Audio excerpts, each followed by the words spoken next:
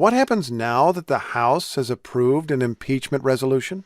Yesterday's vote means the impeachment inquiry is entering a new, much more public phase. It's a sad day because nobody comes to Congress to impeach a president of the United States. No one. We should remember House Speaker Nancy Pelosi was notably reluctant to begin the impeachment inquiry. She acted after learning President Trump sought to have a political rival investigated in Ukraine.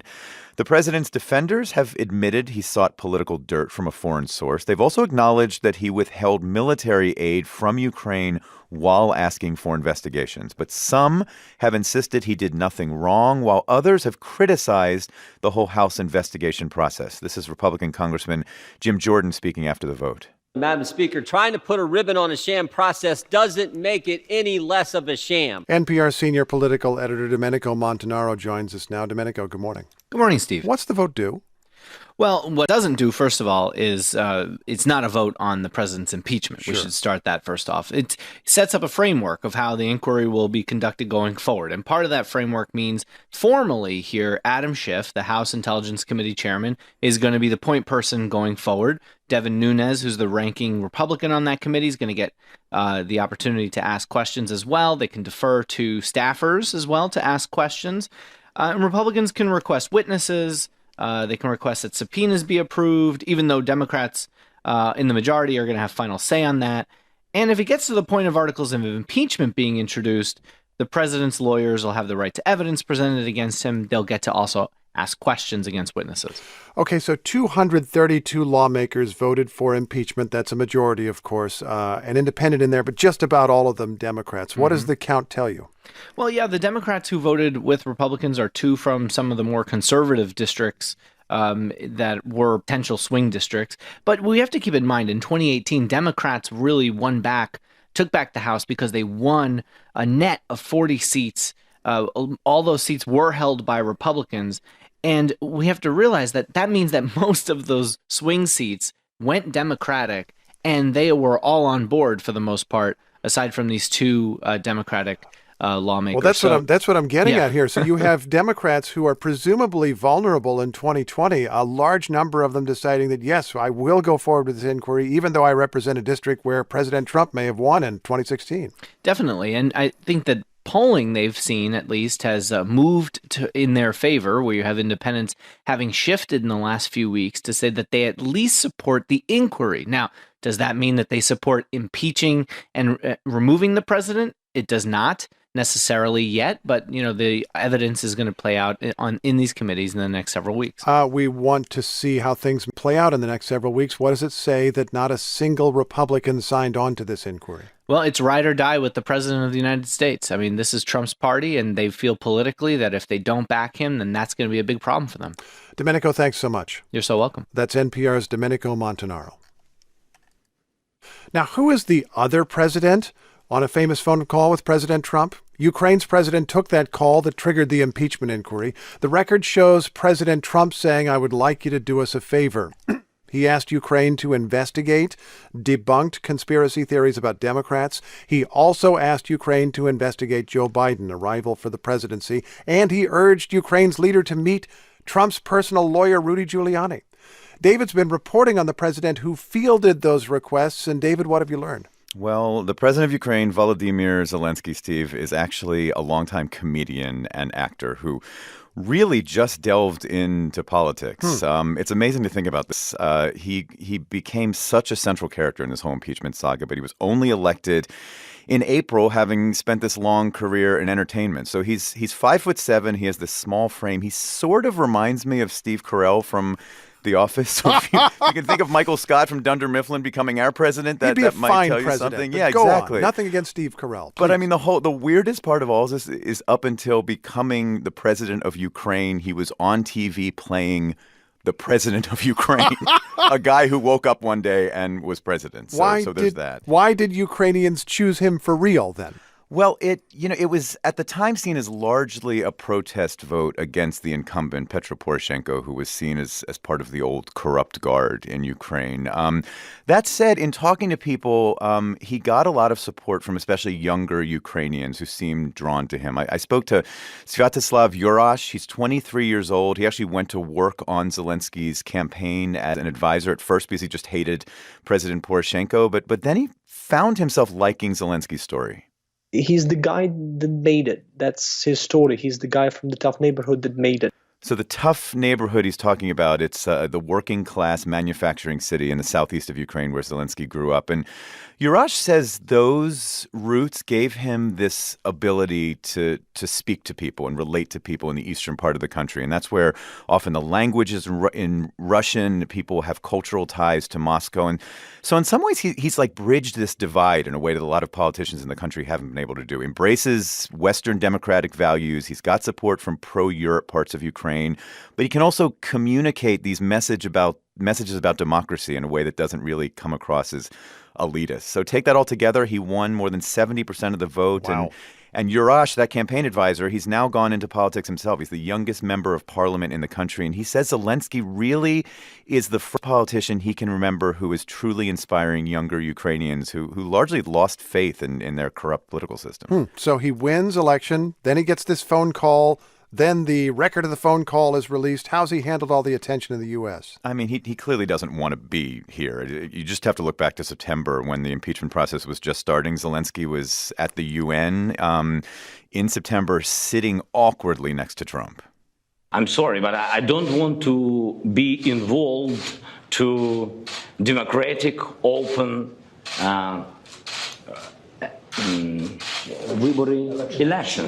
elections of USA. I mean, it was this uncomfortable moment, but it was a moment when the world really wanted to hear how Zelensky felt about that call from Trump and whether he felt pressured. It was normal. We spoke about many things, and so I think, and you read it, that nobody pushed me. Yes. In other words, no pressure.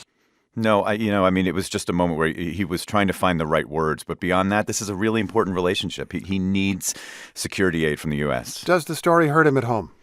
Not so far. It seems like a lot of Ukrainians see this as him handling an incredibly impossible situation the best he can. But there's a lot more he has to deal with. That conflict with Russia in the east of his country, among many things, and that really will define his political future. Thanks for your reporting, David. You bet.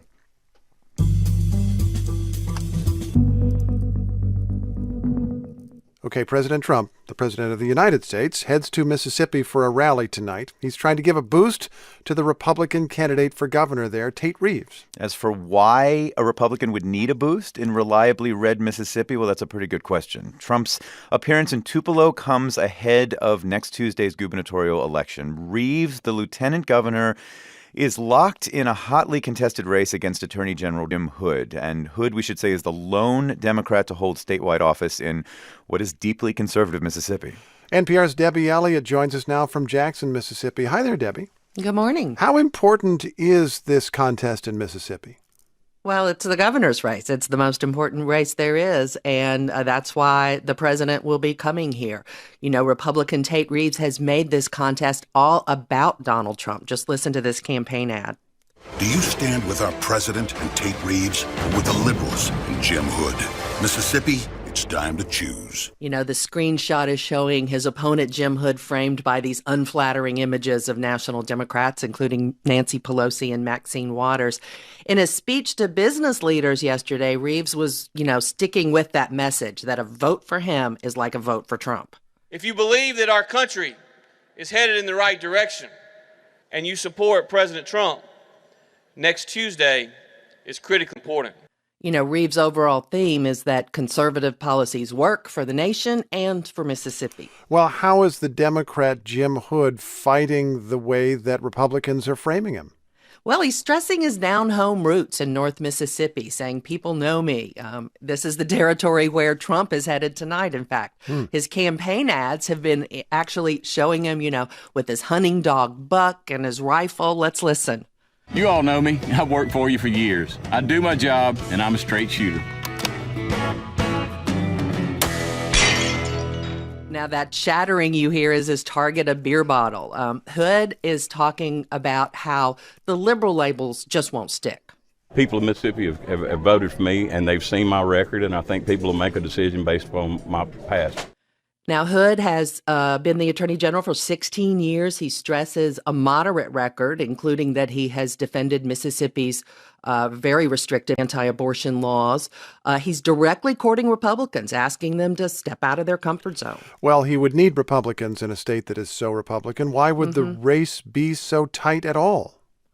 Well, I think Republican Tate Reeves had a really bruising primary, and now there's just not a lot of deep enthusiasm coming. I talked with Elvie Eubanks from Star, Mississippi. She's active in conservative politics here, and this is how she assesses the governor's race.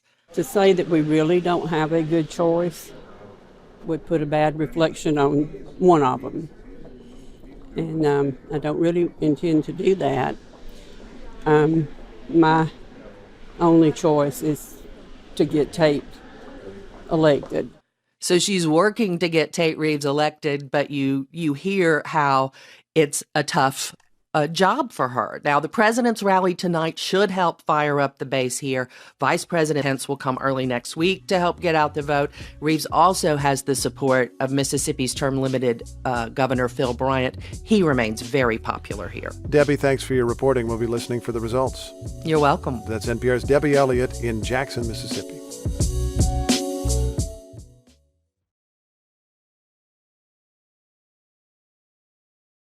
Did a top White House lawyer make the decision to lock up President Trump's Ukraine call in a secret computer system? House impeachment investigators want this man, John Eisenberg, to testify today. Eisenberg is a legal advisor to the National Security Council, and he was allegedly involved in moving a transcript of President Trump's call with Ukraine's president to this highly classified server. Let's bring in NPR White House correspondent Tamara Keith, who's with us this morning. Hi there, Tam. Good morning. Okay, so who is John Eisenberg? What do we need to know here? Well, so his official title is Deputy Counsel to the President for National Security Affairs and Legal Advisor to the National Security Council.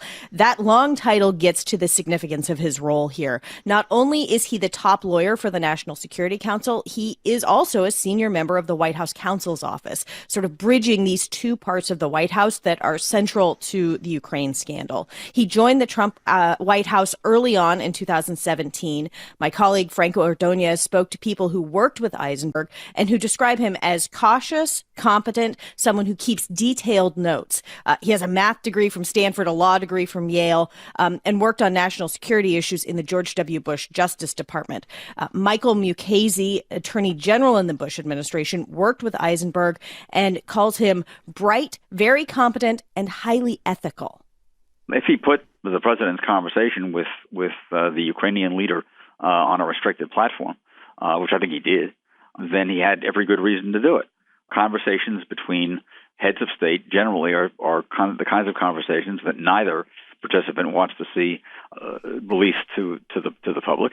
All right. So, Tam, he takes notes. He's in these two orbits that are very central to this whole scandal. I mean, it sounds like investigators have a lot they might learn from him.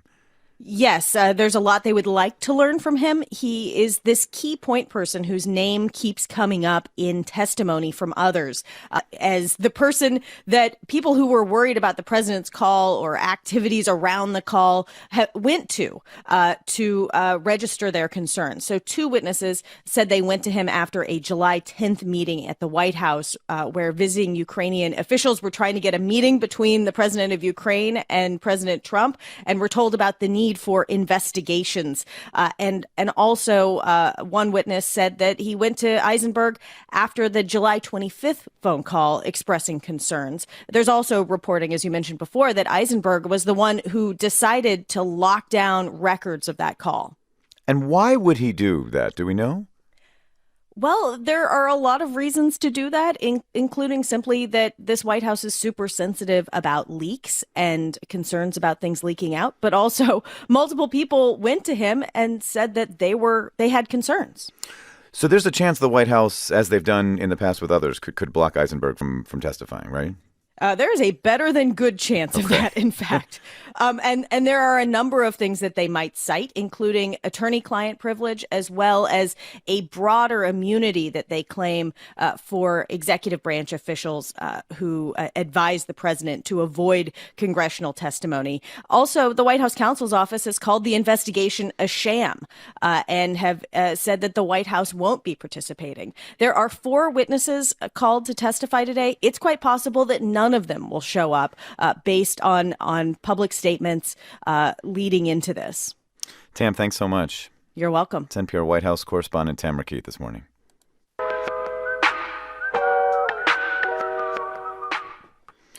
All right, so the whistleblower who set off the impeachment inquiry in the first place remains anonymous. Yeah, that's right. And President Trump really wants to know who it is. He's calling on news organizations to identify this person. But in the meantime, there's been a development. The whistleblower has offered to answer questions from House Republicans in writing. The whistleblower's lawyer, Mark Zaid, told this to NPR's Bobby Allen. And Bobby is in the studio with us this morning. Hey, Bobby. Hey. Okay, so you've talked to this lawyer for the whistleblower. What exactly is he offering here? Yeah, so this guy, as you mentioned, Mark Zaid, and he represents the whistleblower, told me yesterday that the whistleblower has agreed to answer questions from Republicans. Now, it was sort of sudden. It caught some people by surprise, but if you've been following carefully, you know that this isn't the first time the offer has been extended. So written testimony from the whistleblower was on the table once before, but what's different this time is that the questions and answers wouldn't involve Democrats, who, of course, control the committees who are leading the investigation. So this is a direct channel of communication now open to Republicans. And this lawyer says the whistleblower will answer questions under oath, so under penalty of perjury, just as long as the individual's identity is not in danger of being revealed. So it seems like this is an offer that kind of responds to some of the Republican criticism, which has been the Democrats have been controlling a lot of the process. Are Republicans interested in what the whistleblower's lawyer is offering here? So the offer has been sent to Representative Devin Nunes, and he's the ranking Republican member of the House Intelligence Committee. We haven't yet heard his response, but House Minority Leader Kevin McCarthy suggested on CBS's Face the Nation yesterday that written testimony might not satisfy Republicans. When you're talking about the removal of the President of the United States, undoing democracy, undoing what the American public had voted for, I think that individual should come before the committee. He could come down to the basement, but he needs to answer the questions. And this is a good place to note that House Intelligence Committee Chairman Adam Schiff has said the investigators might not need to hear from the whistleblower, actually, since they now have a partial transcript that the White House released of the call, and they've heard from witnesses who were directly on the call in question. So, Bobby, in addition to Republicans wanting to hear from this whistleblower, you have the president telling reporters that the whistleblower's identity should be revealed. The president's been tweeting about this, but I mean, isn't the whistleblower's identity protected by federal law? And if that is the case, why is there all this speculation about whether the person should be revealed? So there has been a lot of speculation about the whistleblower's identity, and you'll find this a lot in conservative media, which has been trying really hard in recent weeks to out this whistleblower and has even identified a particular individual as being the whistleblower without any direct evidence, of course. And the whistleblower's lawyers look at this, and they have not confirmed the reports. They haven't denied the reports. What we do know is that this person is from the intelligence community, that the person is reported to be a current member of the CIA. Everything else about this individual is unknown, but Trump is trying to change that. And so the president yesterday even encouraged members of the media to try to expose the whistleblower. And Trump went so far as to say, if someone identifies this whistleblower, it would be a public service. And that's, Trump's exact words. So I called up this Yale law professor Harold Koh, and he was the State Department's top lawyer. He was the legal advisor in the State Department during the Obama administration. And this is how he described the president encouraging people to try to unmask the whistleblower. If the net result of passing the Whistleblower Protection Act is that you're singling somebody out for punishment, retaliation, and persecution, then Congress ought to take action to impose penalties on those people who do those kinds of things. So many Republicans are trying to unmask the whistleblower. Democrats are trying to keep this person's identity protected. And it all comes back to this call that President Trump had with Ukraine on July 25th. The Trump yesterday called that call, quote, perfecto. NPR's Bobby Allen. Bobby, thanks. Thanks.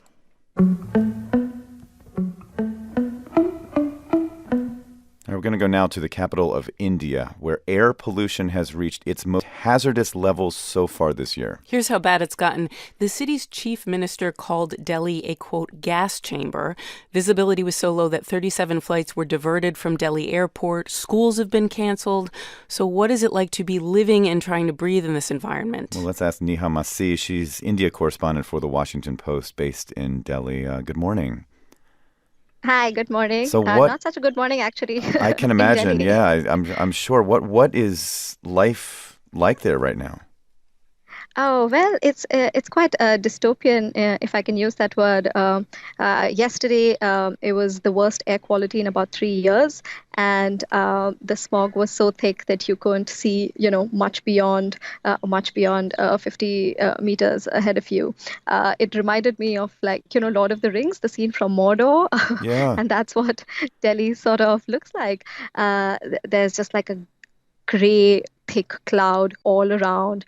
Monuments and skyscrapers have disappeared behind this. The government advisory is to stay indoors, close the windows, and don't go out for morning or evening walks. There's a pungent, foul smell in the air. It's making eyes water. It induces coughing. Even amongst absolutely healthy people, you feel breathless if you stay outdoors too much. So yes, it's quite a difficult journey in this period for most Delhiites. Yeah, it sounds that way. I mean, how did it get this bad? So there are a lot of factors which contribute to Delhi being the worst city in the world for air pollution, most of which, unfortunately, are man-made, of course. So there is, of course, a very, very high degree of vehicular pollution as, Delhi grows into a mega city. There is industrial pollution. There is constantly construction happening in different parts of the city, which contributes to a lot of dust. And of course, the one other X factor in Delhi's case is neighboring states, which are agricultural. So there are farm fires. So this is the period when one crop gives way to another, and farmers actually burn their stubble from the last crop as they move into the new season. And all of that air gets into Delhi. And right now, because of the weather, there is no wind in Delhi, so that just hangs over Delhi. And of course, this is also the period of, one of the biggest festivals in India, Diwali, where a lot of people burn firecrackers, which obviously adds to the problem, though this year it has gotten better because of a ban on the use of firecrackers. God, it's just all these factors coming together. Are government officials responding in some way that they give people hope? Yes, the government has definitely intensified its efforts. As you said, schools have been shut down. Entry of trucks is banned. All construction work has been stopped. Power plants have been shut down. Government has distributed about 5 million masks for school children. But unfortunately, all of these efforts still only make a very little difference. And unless there is a big overarching agency that looks at it, all right, it's going to continue. Well, I hope it feels better there. Neha Masih from The Washington Post, thanks so much. Thank you.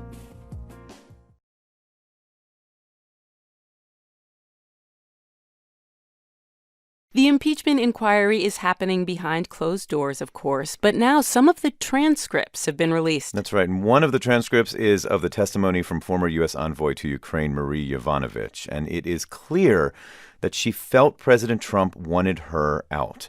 We also have the transcript from Michael McKinley's testimony that was made public. He's the former top advisor to U.S. Secretary of State Mike Pompeo. McKinley resigned in protest, feeling the diplomatic corps was being undercut. And get ready, we're expecting more transcripts to be released today. NPR diplomatic correspondent Michelle Kellerman has been following all of this as it develops. Good morning, Michelle. Good morning, Noelle. So there was a lot of interest in what Ambassador Yovanovitch said behind closed doors. What did we learn from her transcript? Well, we learned a lot more about how she was ousted from her post and why that's important. She told the committees that she first learned that Trump's lawyer, Rudy Giuliani, was targeting her from a Ukrainian official who told her to, in her words, watch her back. That official also told her about Giuliani and two Soviet-born American businessmen who wanted her withdrawn. She believes that's in part for their own personal business dealings. And Yovanovitch describes that as a dangerous precedent. of course, presidents have the right to choose his own ambassador, but Yovanovitch suggested that Trump made the decision based on untrustworthy figures, including a former Ukrainian prosecutor who spread a false story about her and then retracted it. Okay, so she had a lot to say. And then there was the testimony of Michael McKinley, the man who resigned. He was a little bit of a lower profile figure than Yovanovitch. What did we learn from his transcript? Well, his testimony was mostly about how all of this played in the State Department. As you mentioned, he was a top advisor to Secretary of State Mike Pompeo, and he saw Pompeo as doing some things to improve the department. But when he read what the president said about Ambassador Yovanovitch in that now infamous phone call with Ukraine's president, that she would go through some things, was his quote, McKinley tried to get the secretary to issue a public statement of support. He said, look, she's still on the roll. She's still employed by the department. We should just say something nonpartisan that we respect the professionalism and tenure of Ambassador Yovanovitch. That didn't happen, and McKinley said the silence had significant moral effect on morale at the State Department. Okay. So today, there are some other transcripts that we're expecting. These are other key witnesses. Whose are they, and how might they shake things up? So we're talking about Gordon Sondland and Kurt Volker. These are two who played more of a central role to what the House committees are investigating. That is, whether Trump was withholding military aid to press Ukraine to work with Giuliani and dig up dirt about the Bidens and look into discredited theories about the 2016 election meddling. These two men facilitated contacts between Giuliani and the president, the incoming president of Ukraine. Gordon Sondland was a political donor, the current ambassador to the European Union, so he had the access to the White House that others didn't. Kurt Volker was the part-time U.S. envoy whose main job was to help Ukrainians resolve the war fueled by Russia in eastern Ukraine. Okay, so there will be a lot of interest, certainly, in what they had to say. Michelle, let me ask you lastly about a story that's been developing since late yesterday. So we have news reports now that there's a key player in this investigation who says he's willing to cooperate with impeachment investigators. Who is this person and what is he offering quickly? So we're talking about Lev Parnas. He's one of the two Giuliani associates who was at the center of all this, including the smear campaign against Yovanovitch. He initially refused a request to cooperate with the committee. That's when he had a lawyer who once worked for Trump. But as Reuters first reported, his new lawyer has opened a dialogue with the House committees to cooperate, but also to reserve his constitutional right to avoid self-incrimination. Okay, NPR's Michelle Kellerman, thanks so much. Sure thing.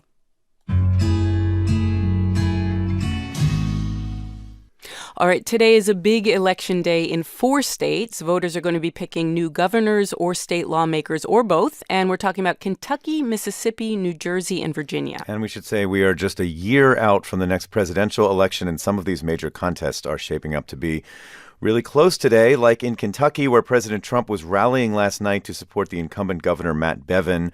With Trump right by his side, Bevin was speaking to a crowd in a place that basketball fans know very well, the legendary Rupp Arena, where the University of Kentucky Wildcats play basketball. This is better. This is better than the Final Four. I'll tell you what, in terms of energy, this is extraordinary. Thank you, Kentucky. It is critical that we go top to bottom, run the slate, vote straight Republican. That's Kentucky. Races in Virginia and Mississippi are also expected to be pretty tight. NPR's national political correspondent Don Gagné is on the line from Kentucky. Good morning, Don. Good morning. All right, so you were at the president's rally last night. The president, of course, has his own reelection to worry about. He's also got impeachment to think about. Did he seem able to focus on the governor's race? The president did talk about Matt Bevin. He's here to help him, but he's also making this race in Kentucky very much about Washington, about his own battles. Last night, he talked a lot about impeachment. He called it a deranged witch hunt, and he's linking the Democrat running for governor, State Attorney General Andy Beshear, to Speaker Nancy Pelosi and to Intelligence Committee Chairman Adam Schiff and to the impeachment proceedings. Beshear doesn't represent you. He represents the Washington swamp, and he's backed by the same people trying to overthrow the last election. Okay, so President Trump is trying to connect Andy Beshear to Washington, to the swamp. How is Beshear campaigning in the face of that? So Bashir had a big lead at one point in this race, and in the final days, it has narrowed. It's very close. And while the incumbent, Republican Bevin, has embraced Trump, Bashir has tried to just keep talking about the issues that he sees as important to Kentucky voters, things like health care. Listen to this ad of his. The actions of our current governor tear our families down. They harm those most in need, and they don't help those that are forgotten. When I say I'm going to be a governor for all Kentuckians, I mean it. We can do so much better. And as governor, I'm going to ensure that we do. All right, so he's trying to focus on the issues. Kentucky's close, and that's notable because it's a red state. Why are some of these races so close, Don? Especially in Kentucky, Democrats still have a registration advantage. So people don't necessarily vote, or they don't vote Democratic, at all in federal elections. But in a statewide race, a Democrat has a chance. Bevin has been massively unpopular because he's picked fights with teachers over their pensions, because he's tried to cut Medicaid expansion. And Andy Bashir is from a well-known family. His father, Steve Bashir, was Kentucky governor until just 4 years ago. Okay, so a tight race. We'll be watching it. NPR's Don Gagné. Thanks so much, Don. Pleasure. The Trump administration has formally told the United Nations that the U.S. is leaving the Paris Climate Accord. Right. This withdrawal will take effect after a one-year waiting period. So that's one day after the 2020 elections. If a new president is elected, he or she could reverse this decision. But for now, the United States stands alone when it comes to pulling out of the climate pact. Andrew Light is a former State Department official who helped negotiate the agreement.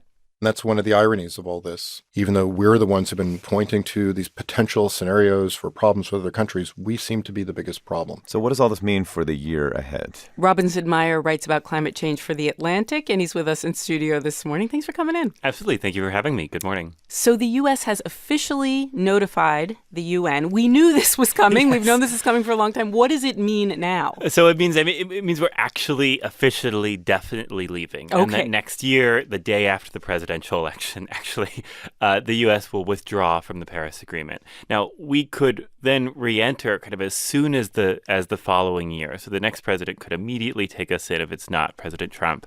But it means that there will be a time next year where the U.S. is not in the climate negotiations, where it's not participating, and where it's not able to bring kind of the force of American diplomacy onto other countries and into other kind of moments of climate negotiation and climate diplomacy.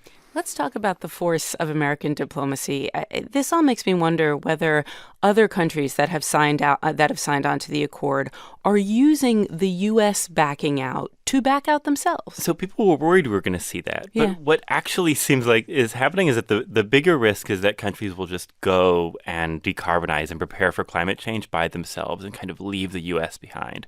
So a great example here is that solar panels, for instance, were invented in the United States. The United States still has many of the patents for them.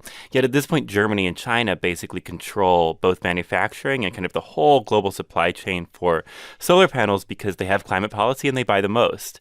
And so if they were to decide to really lean into that and to kind of prepare even more for climate change than they are now and to cut their emissions and decarbonize even further, they'd wind up basically having this whole global industry that even though the United States invented, it has no role in the modern version of. That's really interesting, and that could hit the U.S. economy, I would imagine. It absolutely could, because at this point, renewables generate more jobs in the U.S. than fossil fuels do, or than coal does at least. And over time, more energy jobs are going to be in this renewable space and in preparing buildings for climate change and building seawalls and all this stuff. Kind of the more we let other countries take over manufacturing and take over those industries, the more jobs will be in other places and not here. Okay. Secretary of State Mike Pompeo announced all of this on Twitter. He says the U.S. has its own way to deal with climate change. Do we know what he means by its own way? We don't. I was shocked he said that. There's two things we've done.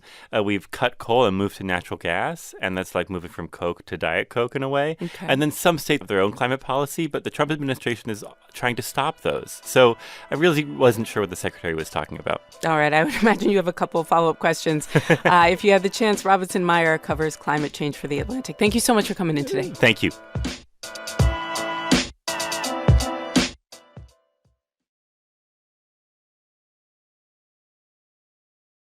3 new pages of testimony in the impeachment inquiry against President Trump are changing the picture on quid pro quo. That's right. So U.S. Ambassador to the European Union, Gordon Sondland, has, quote, refreshed his memory. And in his updated testimony, he adds some new details about his role in the events that are at the heart of this inquiry. In newly released transcripts of his testimony, Sondland undercut a key Republican defense in the investigation. Sondland now says that he told a Ukrainian official that military aid likely hinged on the investigations that President Trump wanted. NPR congressional reporter Claudia Grisales has been digging into the hundreds of pages of transcripts released this week and is in our studio. Hi, Claudia. Hi there. So Gordon Sondland amended his original deposition with a 3-page letter dated November 4th. This was 18 days after he testified.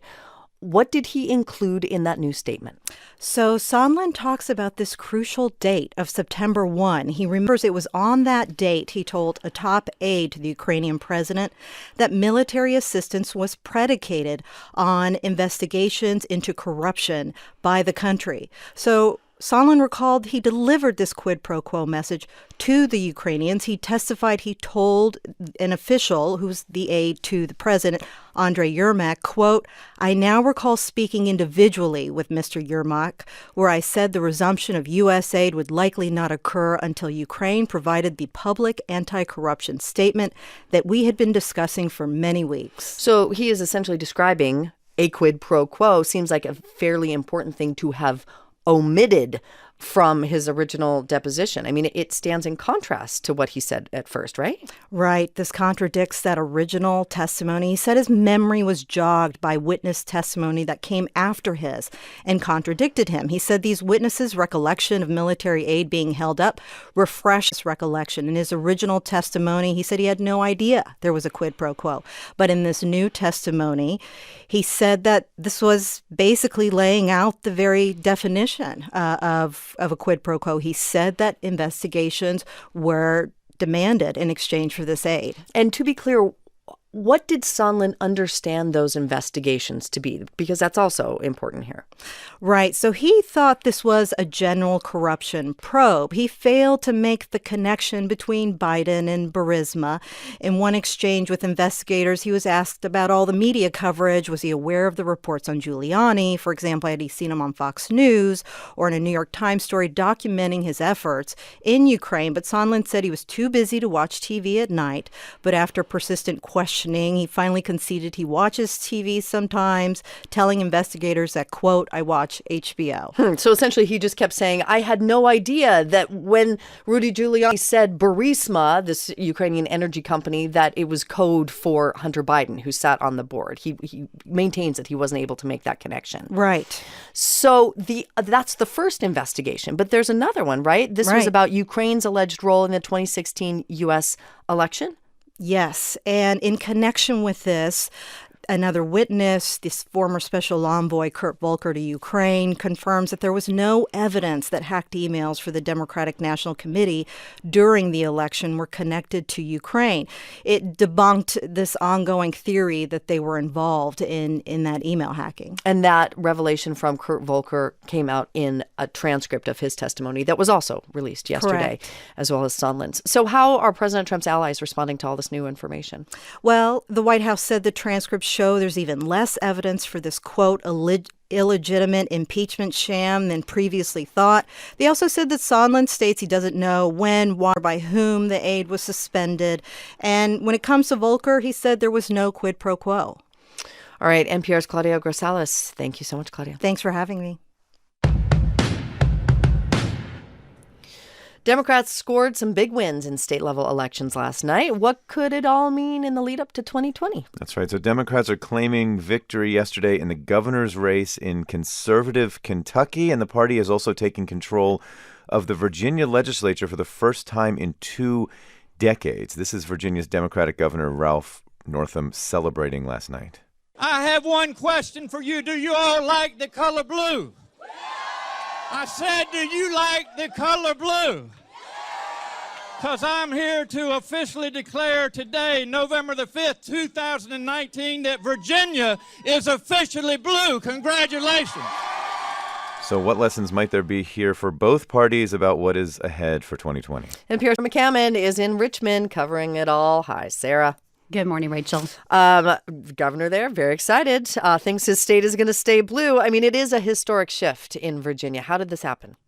It is. I mean, first of all, Virginia's off-year elections always get a lot of attention, right? Because there's not a lot else going on these years. But that was especially true this year, coming off of 2017, when Democrats here made some big gains in the state house, but didn't quite take it over. So flipping Virginia was a big goal for Democrats nationally, especially with the entire legislature up this year. And this comes, Rachel, at the end of what I'm sure you will recall has been a tough year for Virginia Democrats. Indeed. It started with that series of just cascading scandals from the executive branch, beginning with the blackface photo that surfaced in Governor Northam's med school yearbook. And at that time, there was a lot of concern among Democrats about what this would all mean for this important election. But they have pulled out a big victory here in Virginia. Well, let's talk about some of the other states that had races. Tight races, David mentioned, in Kentucky, also in Mississippi, races for the governor's mansion. Yeah, there was some good news for Republicans in Mississippi. A deeply red state, of course, with an open seat for governor this year. The Republican Lieutenant Governor Tate Reeves won, keeping that state in the red column. But in Kentucky, another conservative state, the Democratic Attorney General Andy Beshear is claiming victory over the incumbent Republican Governor Matt Bevin. Now, Bevin hasn't conceded yet, but Beshear made a victory speech last night where he sounded, Rachel, a lot like a Democrat in a red state.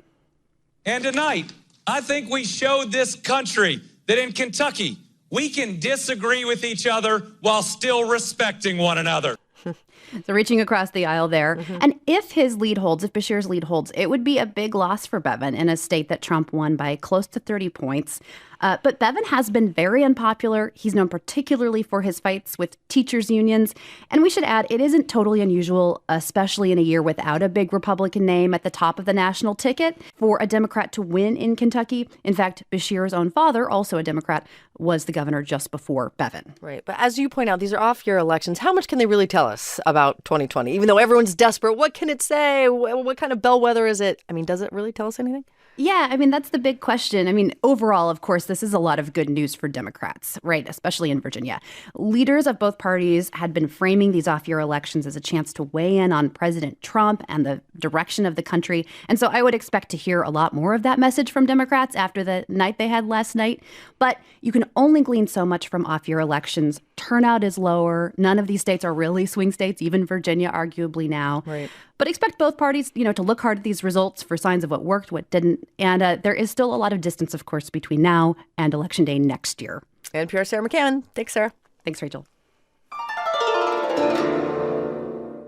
Since the 1970s, the Federal Clean Water Act has governed pollution in U.S. waters. But now there's this case involving a wastewater plant in Hawaii that could actually reshape those rules. Yeah, and the Supreme Court is going to hear oral arguments on that case today. It involves whether Maui County can continue to inject wastewater underground. Although groundwater is not covered by the Clean Water Act, that waste ended up in the Pacific Ocean, and that's a body of water that is covered by these rules. Environmentalists sued, citing evidence that the pollution is killing coral reefs. Ryan Finnerty of Hawaii Public Radio has been following this Supreme Court case and joins us now from Honolulu. Good morning, Ryan. Good morning, Rachel. Explain the case. What's in dispute here? Well, so no one's disputing that this wastewater is actually reaching the ocean. The question is whether or not that pollution falls under the purview of the Clean Water Act. And that law only covers specifically discharge of pollutants directly into surface waters like lakes, rivers, and the ocean. In this case, the wastewater from a Maui County facility is being injected underground, not directly into the ocean. And a 2013 Obama-era EPA study found that the discharge was eventually reaching sensitive coral reefs offshore. Craig Glenn is a University of Hawaii geologist who led that study, and he summed up the results pretty succinctly. Undebatable evidence that the wastewater was reaching from those wells to the coastline. And so the findings from that study form the basis for the current lawsuit in which a group of local Hawaii conservation groups are arguing that because the injection well discharge does eventually connect to the ocean, it should be covered under the Clean Water Act. So what's the federal government's argument here? Well, the federal government is not actually making an argument in this case. The lawsuit is between these conservation groups and the county of Maui. But there has been a significant change in federal policy under the Trump administration. I spoke with one of the attorneys on the case for the plaintiffs, and he specializes in environmental law and told me that every previous administration, both Republican and Democrat, has agreed that in principle, surface water pollution that happens via groundwater is covered by the Clean Water Act. It's not specifically laid out in the law, but it's kind of an interpretation of the law by the executive branch. The Trump administration has reversed course on that and is supporting the defendants in this case, which are Maui County. This is Earth Justice Attorney David Henkin, who's representing the plaintiffs in the case. Really, it's every administration since the enactment of the Clean Water Act versus the Trump administration. So, I mean, explain how the court's decision might end up just changing the act altogether. So if the court rules firmly in one direction or another, it could expand, if they side with the plaintiffs, expand the Clean Water Act to cover this type of pollution, which it's not currently explicit in law. If they side with the defendants, it could limit the way the Clean Water Act can be applied in future cases. All right, Hawaii Public Radio's Ryan Finnerty. Ryan, thanks for your reporting on this. We really appreciate it. Sure thing, Rachel.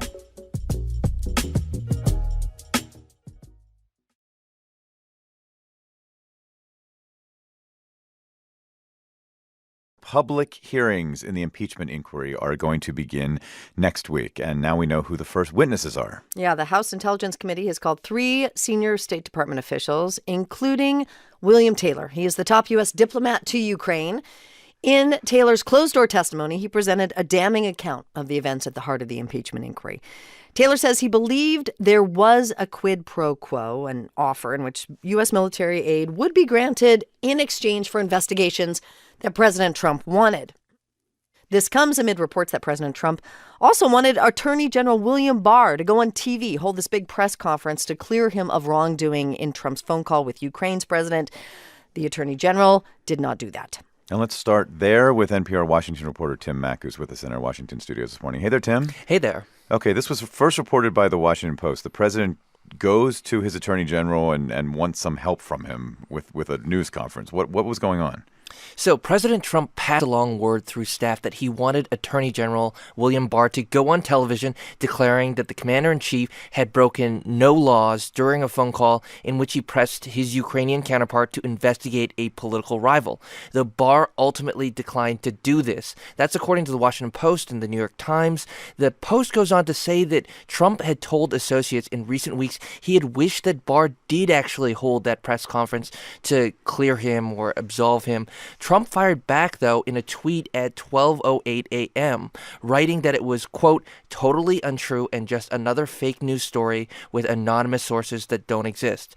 It's worth noting, though, as we talk about this story, that the Justice Department did put out a statement that there was no action needed based on the record of that now famous July 25th call between Trump and the president of Ukraine. The president has used that as fodder to defend the call, and it's also worth noting that Trump continues to praise Barr publicly and privately.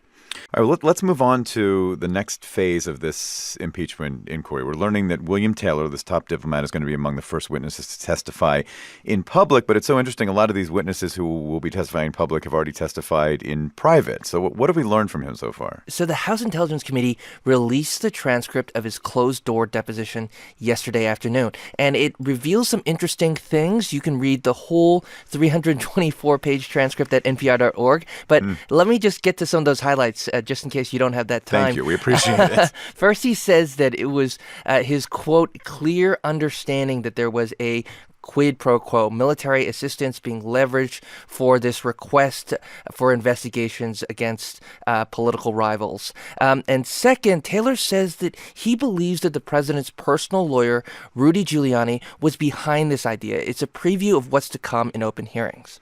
Tim, are you getting a sense for what Democrats are trying to do here by releasing these transcripts, like putting out more than 300 pages of something that someone said in behind closed doors ahead of when they'll be testifying in public? What are they up to? They're trying to lay some of the groundwork for coming weeks in public hearings. Here's what House Intelligence Committee Chairman Adam Schiff had to say about that. Those open hearings will be an opportunity for the American people to evaluate the witnesses for themselves, to make their own determinations about the credibility of the witnesses, but also to learn firsthand about the facts of the president's misconduct.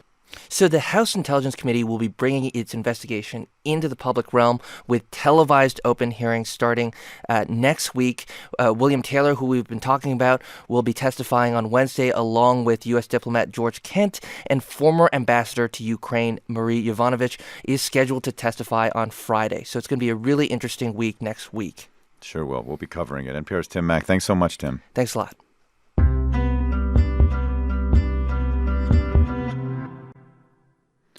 All right, now to this story. The Justice Department has charged 2 former Twitter employees with spying for Saudi Arabia. Right. So analysts say this is the first time federal prosecutors have publicly accused the Kingdom of Saudi Arabia of spying in the United States. They are suspected of accessing personal information of thousands of Twitter users, including critics of the Saudi government. So who was involved in this scheme and whose accounts were compromised? Let's ask someone who's been covering it. It's Greg Bensinger of the Washington Post. He's in San Francisco on Skype with us this morning. Hey there, Greg. Hey there. So who are these Twitter employees, the former Twitter employers, and what exactly are they being accused of here?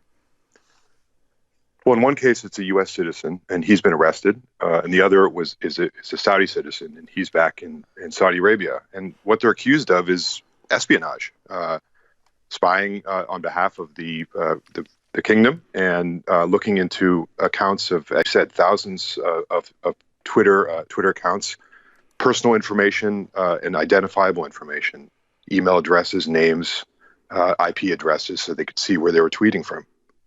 And there's a third person charged as well here, right? That's right. Another person acted sort of as an intermediary from the kingdom to these 2 Twitter employees, helping arrange what amounted to the alleged espionage. And he's also charged, also back in Saudi Arabia. So you said that, learning about where they were tweeting from, what details beyond that were they actually getting? What sort of information might have been compromised if all this is true? Well, we all presume that our accounts are safe with these technology companies, and what these two Twitter employees did is just look everything up that they could about these accounts and pass it along to the Saudi officials and to do what they want with. And you can imagine if these are critics of the Saudi government and the royal family, they might have dire consequences if they were able to track down anyone that they thought was a real critic of them. Yeah, we live in a country where you feel like you have the freedom to go on social media and say what you want, even if you're criticizing a government, abroad that doesn't allow that. So I wonder, is this a one-off, or could this raise some real questions about the whole tech industry's ability to protect users, especially people who are like dissidents? Well, it raises that very question. You have to wonder if others have attempted something similar at Twitter or other social media companies. Yes, we often go on these and presume that we're speaking our mind without fear of someone coming after us, if you will. And so this does raise that question.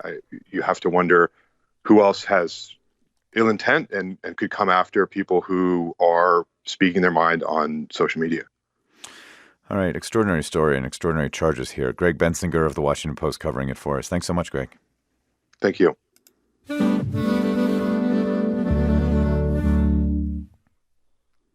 Now to a story we brought you yesterday from the state of Kentucky, where Republican Governor Matt Bevin is not ready to concede. Nope, he is not. Bevin has formally requested that the state double-check the vote totals from Tuesday's gubernatorial election.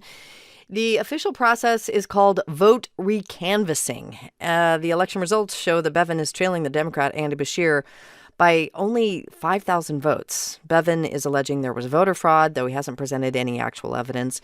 Here's what he said in the governor's mansion yesterday. We know there have been thousands of absentee ballots that were illegally counted. That is known, and this, again, is something that's being looked into.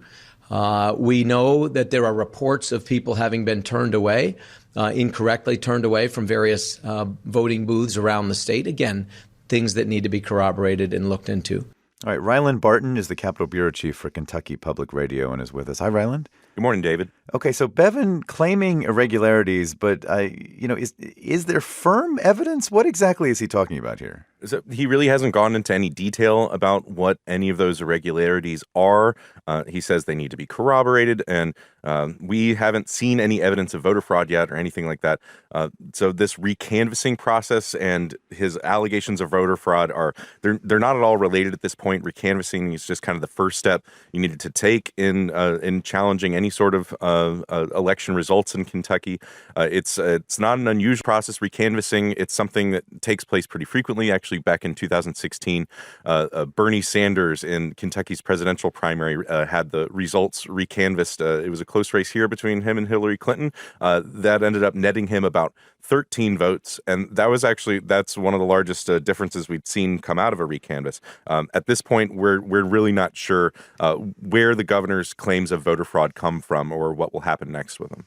Well, we should say this is not just something that Kentucky voters are watching. I mean, this was a race where President Trump came in, invested some political capital to try and get Bevin reelected. I mean, both parties are kind of keeping an eye on how this turns out.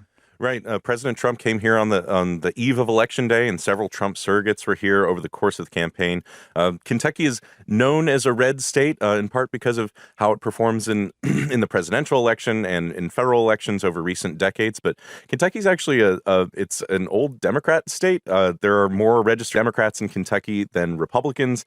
That's not new. Kentuckians are known for choosing Democrats. Governor Bevin actually is only the third Republican governor of Kentucky since World War II. Democrats, they still have 49% of registered voters in Kentucky. Republicans have 42%. And Republicans, but at the same time, Republicans, they've been doing really well in state elections, and they still did really well in all the down ballot races here in Kentucky. It was just the top of the ticket. Bevin really tried to tie this race to impeachment and big national and social issues. So some people thought this was going to be a referendum on impeachment, but it was much more a referendum on Bevin and his unpopularity. Does he have options if this recanvassing doesn't get him what he wants? So after recanvassing, there's this thing called an election contest, and it is a process that is it kicks the results of the election to the legislature. So all Bevin has to do is request the legislature have this election contest, and they'll form a committee and ultimately decide whether his allegations are true or not. And they're Republican. I mean, so in theory, they could reelect him. It's a fully Republican legislature, supermajorities in both chambers. That would be a big partisan battle. Ryland Barton from Kentucky Public Radio. Thanks. Thanks, David.